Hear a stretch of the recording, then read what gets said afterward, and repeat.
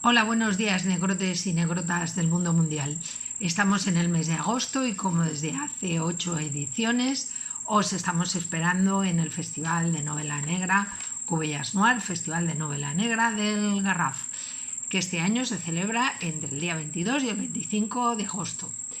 Yo intervendré en la primera sesión que este año se hace en la magnífica biblioteca Joan Avinyó y moderaré una mesa en la que tres de los mayores especialistas en el tema intentarán aclararnos el conflicto entre Israel y Palestina. Trabajo tienen, pero para ello voy a contar, ya os digo, con tres maravillosos especialistas: Laura Manzanera, José Luis Caballero y Pera Cardona. Antes de nosotros actúa Touré, el personaje de Joan Arretxe, que este año es el premio al personaje histórico. Y después de nosotros vienen la inauguración oficial.